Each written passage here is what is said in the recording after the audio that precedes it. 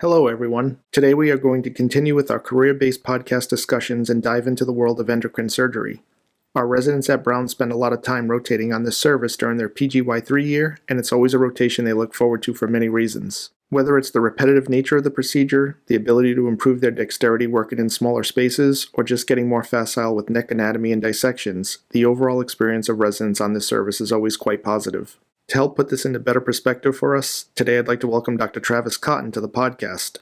Dr. Cotton is an assistant professor of surgery at Brown and one of our endocrine surgeons here.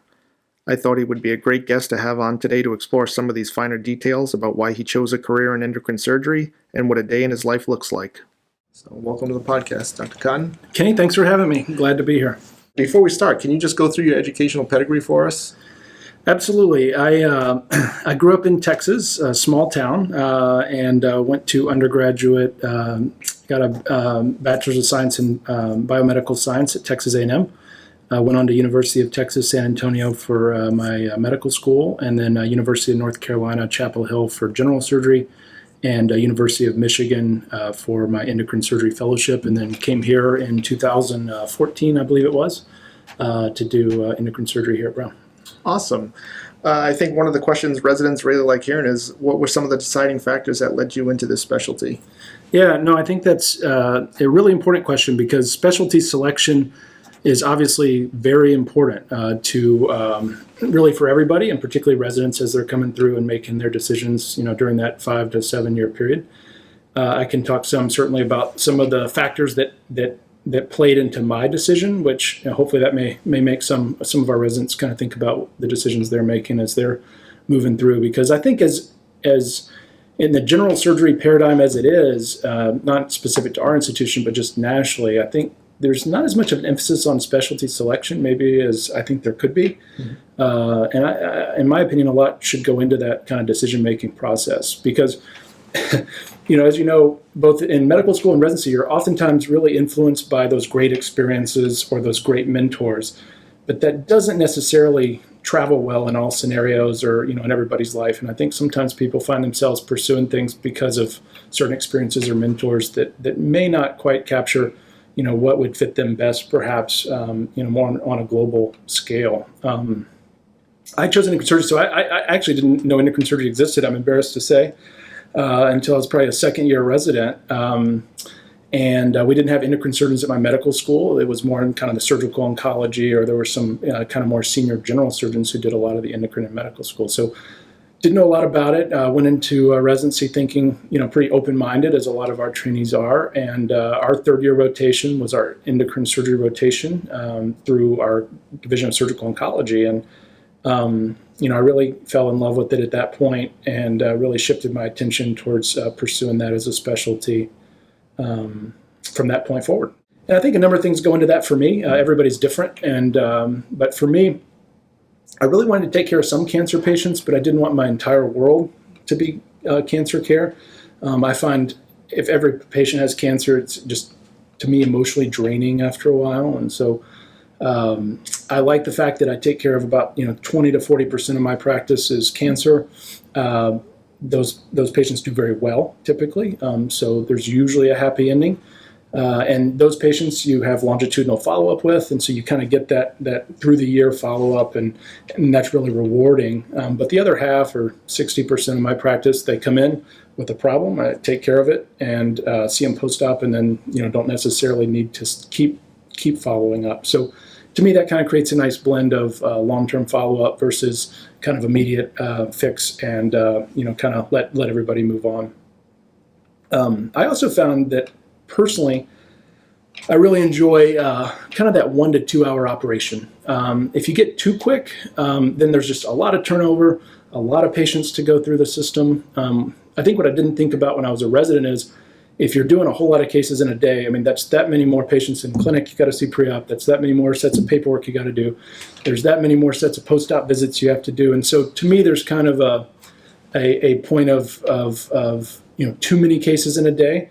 But I also wasn't somebody who wanted to do 6, 8, 10, 12-hour cases and do just one big case all day or what have you. So for me, that kind of hour to 2 hour case is a reasonable number of patients that kind of have to come through the office and the system. Usually 3 to 5 cases a day, depending. It's just kind of a nice sweet spot for me, and endocrine really kind of checks those boxes. Elaborating on that a little bit, what does a normal work week look like for you? Work week for me, I do clinic 2 days a week.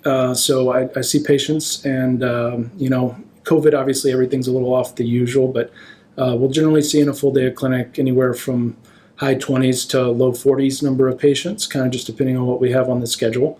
See those patients. I do a lot of ultrasound in the office, which is also great. It's really nice to be able to do your own study, read your own study, and then be compensated for your own study you're doing. So that's really a great aspect. So you're not relying on a lot of others, or have to send them around and follow that up and see them back. You can really kind of do a point of care, which I think is great. They can come in, I can do their ultrasound, I can do their biopsy, right then and there, and talk to them about what to expect, one way or the other, and then get the results in a week and kind of move forward. And that's another thing I really like about endocrine surgery, and the specialty that kind of what went through my mind when I was choosing it, is I also really didn't like to be dependent on a multidisciplinary kind of approach for every patient.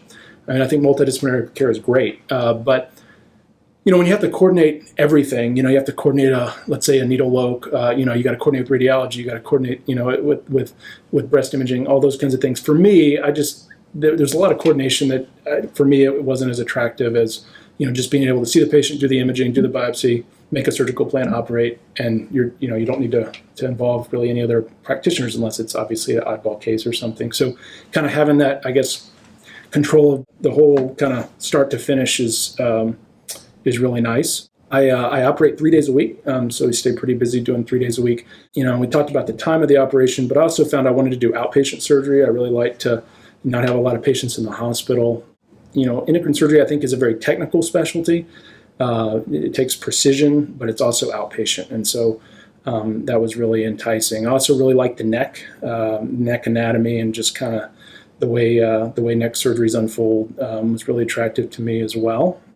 And I think one of the things when I was choosing specialty that were important to me too, I didn't enjoy taking care of functional problems because I just would get frustrated. You do a perfect operation and their stomach won't empty, and they're still having problems 6 months later that they're not emptying their stomach and they're vomiting, and even though to the best you can tell everything went perfectly. One thing great about endocrine is pretty much everything is very tangible. The PTH drops and they're cured or they're not. After a cancer resection, their thyroglobulin is very low and undetectable, or it's not. Their FeO, their metanephrines normalize, or they don't, which they always should. But my point being is it's very tangible. There's not really any functional problems that you have to kind of wade through. So you can kind of do the surgery, identify or show that tangible result, and then kind of move on without a real functional kind of burden. So that was another thing that actually went into my decision making when I was kind of making my list of things that were important to me, was not having to wade through a lot of functional problems. I think fellowship for endocrine surgery has gotten a bit more competitive over the last couple of years in terms of the spots available. What would you say to residents who are considering a career in endocrine surgery, and how should they prepare for a fellowship? Yeah, so endocrine surgery is it's kind of a niche specialty. I think it's kind of a niche market, and I think it is kind of competitive because I want to say there's 23. Don't quote me on that, but I think around 23 fellowship spots nationally, maybe slightly more. I think when I applied there were about 16 or 17, so it's grown a little bit. So not a ton of people apply, but I mean there's always kind of 20 good applicants, I think, of any pool, and so I think it is quite competitive. It's a very small world, so I think making the proper contacts and kind of networking can be very important, because pretty much everybody, especially in academic endocrine surgery, kind of knows everybody.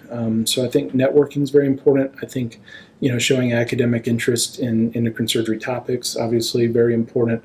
Letters of recommendation. I think trying to get things on at the meetings, get to the meetings, things like that, to really let people know who you are. Because when you only have one fellow, and it's a very tight knit community, people really want to kind of know who they're hanging their hat on, and who who's going to represent their program and their fellowship. And so I think if you can put the most personal touch into that, the AAES, the American Association of Endocrine Surgery, is our endocrine surgery Society and has a meeting every year. That one's really, I think, important to go to. But a lot of the endocrine surgeons are pretty heavily involved at the Academic Surgical Congress as well.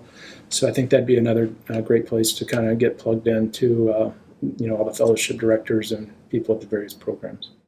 Getting back to choosing it and big surgeries is what I find very appealing about endocrine surgery is the complications are, one, I think they're kind of fair in a way. Sometimes let's say you're doing a difficult colon case and, your anastomosis leaks. I mean, everything was perfect. They just didn't heal right and they leak, for your low rectal anastomosis or whatever.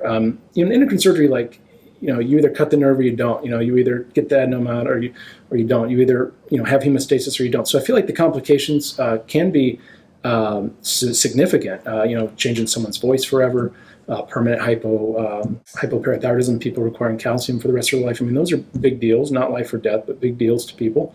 But I feel like they're kind of fair complications, and you kind of control your own destiny while you're doing those. There are also complications that are very predictable in a time manner, and I find that very appealing because I know that if they haven't bled in 24 hours, they're probably not going to bleed. So if I have something planned for Saturday, I'm coaching my kid's soccer game or whatever, and I do their case on Wednesday or Thursday, I generally know that I'm not going to get a call Saturday that I've got some emergency. I've got to go take care of one of my patients because the time window of complication is very predictable. And that was one thing I didn't like as much maybe about another specialty where the complications are more in 3, 5, 7 days, and you're about to leave town, you did this great operation 5 days ago, and then suddenly you're starting to have the complications. So I find that the short window of complications and somewhat predictable complications to be very appealing as well. And I think it's important too. Unlike some of the specialties, thoracic or vascular, you're still going to have your hand in general surgery for the most part when you come out of fellowship. Or are there programs that are like you're just going to do endocrine and nothing else? I would say I think it depends on the job. I would say most academic centers would be primarily focused on endocrine, particularly if the volume is there, because if the volume is there, that's what most people want to grow and focus their attention on. And also, you're working the neck all the time. You're not doing a ton of general surgery. So, unless you really are deliberate about it, complex general surgery may not, be a good long-term kind of strategy. So I would say most academic places are primarily focused on endocrine surgery. I think there's a lot of times when people are starting or, are more like a regional or kind of, more of a community setting. There certainly could be a role for endocrine and a robust general surgery practice. I think it's a great adjunct if, you wanted to go do a big private practice group and they wanted somebody with endocrine experience, but to do a lot of general surgery. I mean, I think that could really separate yourself from kind of a typical applicant. But what I'll tell you is most people, once they kind of go down the rabbit hole, do the fellowship and, really see the predictability of the cases and things like that, most people kind of want to focus in that direction and not, do a whole lot of general surgery. Has been the experience I've seen among, colleagues and friends and people going down that track. I think just because it's a popular topic that most people discuss too, work-life balance for an endocrine surgeon. Yeah, I think overall, when residents are picking a specialty, I think one thing that's really important to think about is, do you like to respond to a chaotic day or schedule, an efficient, busy day? And I don't think there's a right or wrong there. Some of our partners love the thrill of not knowing what's going to happen and thinking on their feet and rolling with the punches. And I think that that's really a skill, multitasking, managing everything, kind of thinking ahead, like transplant surgeons, trauma surgeons, vascular surgeons. Just to name a few. And so some people really like that, the spontaneity. I don't. I don't like spontaneity.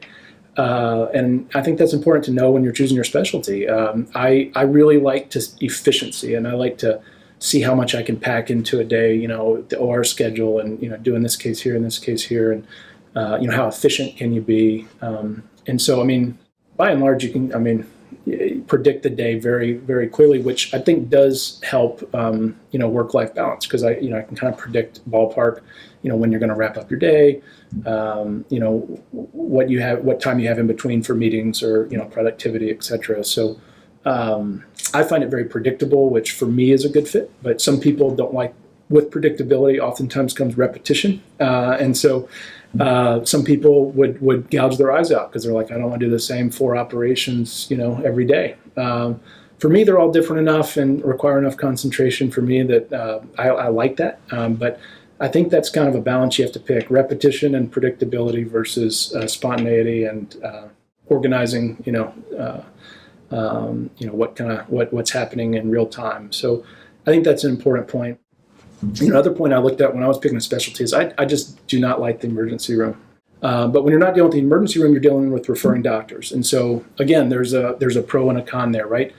Because referring doctors have options on who they refer to. There's expectations there on, kind of not only your performance and the product you're delivering, but patient experience and, how your communication is back with them.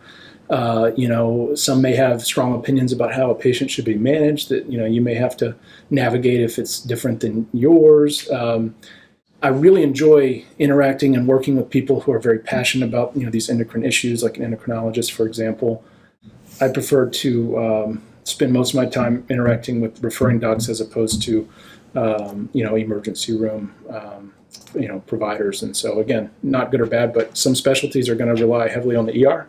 Or your practice is going to be heavily, ER based, and some it's going to be primarily referral based. And I think that's an important delineation to make of kind of how you want that interaction to be, on a regular basis. I think one of the things that I hear residents speak often about is they do their endocrine rotation in the third year here is the repetition and being in the OR with you for multiple hours and doing 3 or 4 cases in a row. For those residents who are about to come on your service, is there anything they should do to better prepare themselves for the 6 weeks with you?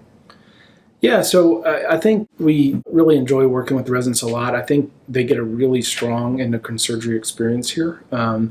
I don't think, they're stronger than I got in my residency, I'll tell you that. A lot of the residents have as many endocrine cases as gallbladders, actually, is what I'm being told by the residents. And I think it's good because I think it's a really good kind of lesson in just, small technical skills, working on your, open meticulous techniques, angles. You're working through a small wound, so kind of tension, counter tension, setting things up. Neck anatomy is relatively foreign to most people coming on. They've done a lot of work in the abdomen. Most of them haven't done a lot of work in the neck. And so I think, as they're coming on, I think really beefing up on neck anatomy, not only in the central compartment, but particularly when we do modified radical neck dissections. Sometimes I think the anatomy can be a little hazy, not necessarily from not knowing it, but just from not seeing it and understanding those kind of 3-dimensional relationships and landmarks that are important. I do a lot of tying, on real fine vessels with silk and things like that. So I think some of the new third years are people coming out of the lab, kind of brushing up on their fine motor skills and things like that. I think if nothing else, would teach meticulous hemostasis because, that's kind of part of the game is meticulous hemostasis to minimize your bleed risk, especially as we're moving more towards outpatient thyroidectomy. I mean, it's just really important because a major bleed at home can be a big deal, and thankfully we've done good at mitigating that with I think solid technique. But that's what I would say is fine motor and particularly anatomy, and also a lot of the imaging is a little different too. Most people haven't read too many sestamibi spec CTs. Most people haven't read a whole lot of neck ultrasound, and so I think, brushing up maybe on some of those, there's some decent book chapters on neck ultrasound or endocrine ultrasound, spec imaging. I think that's important. Like you do a lot of work with, as you said, point of care ultrasound, and we have a small curriculum on getting residents competent in ultrasound, and there's multiple societies that other departments go through to get credentialed in ultrasound. Where was that something in fellowship that you focused on getting? Yeah, so I think if anybody's going to do endocrine in their practice or do endocrine surgery, you want to really think about that because the credentialing, can be, I wouldn't say sticky, but you got to make sure you're checking the boxes, and so. Having if I was choosing a fellowship for endocrine surgery, kind of your question earlier, I would definitely go somewhere that utilizes surgeon ultrasound because there are some places that just send everybody to radiology. And not that there's anything wrong with that, but I just think you can really grow a lot and learn a lot of just anatomic relationships and understand, exactly where that adenoma is or where the cancer, that nodule is on the thyroid, how close it is to the margins. There's just so much you can understand by doing it yourself. And so I would personally target programs that do their own fellowship. And then you can keep a log. So I kept a log. And so when you apply for insurance, basically reimbursement, most of them will ask for your kind of case volume and fellowship credentials. And so I submitted that, I graduated from a endocrine surgery fellowship, and here's how many, ultrasounds and biopsies I did. There's also endocrine surgery at the AAS, the Endocrine Surgery Society. There's a fellow kind of conference basically for a week right before the meeting, and all the fellows go. And part of that is ultrasound heavy. And so you get a kind of a certificate from completing this week of extra training they call it Endocrine Surgery University. And then also there's a really great ultrasound course. I actually teach. I say it's great, but it's not great because I teach there. But it's a great course that I've taught the last couple of years on ultrasound at the American College of Surgeons. And so you get a certificate if you can sign up and participate in that. So I kind of did all three of those and then submitted all that to insurance. Because there's nothing wrong with doing it, but if you want to get paid for it, you have to have, I think, some degree of paper trail. And so after I did those three and submitted everything, I haven't had any problems with billing or collections. And I'll tell you, it makes a big difference, in when you can bill for imaging, performance, and interpretation, and the procedure. It makes a big difference from just a regular clinic visit with regard to revenue streams. And not to mention, I think that the clinical impact is very positive. So if you can have a positive clinical impact and a better revenue stream, that's to me a no-brainer. I mean, that's and that's why I think Dr. Mazzai and I are very strong proponents of surgeon-directed ultrasound for these patients. Well, I think this is a great insight into your world and what you do on a day-to-day basis. I think residents are really going to appreciate this talk, so I appreciate you joining us today. Yeah, no, it's great. I've listened to all the podcasts, and thank you. I think they've. I don't think I've subscribed yet, but I will. I will. No, it's been great, and I think doing some topics that hopefully residents can kind of learn from, and my decision making or experiences, are certainly not all encompassing, but maybe give people insight into when they're making that decision, because you have to make it pretty early. You have to start looking for, where are you going to focus your potential, attending those meetings and making those relationships and building mentorship, and so I think if nothing else after listening to this, I hope, we talked a little bit about my specialty, but just in general, I hope residents put a lot of thought into their specialty, because, the cool stuff is cool of every specialty, it just is. The cool stuff is really great.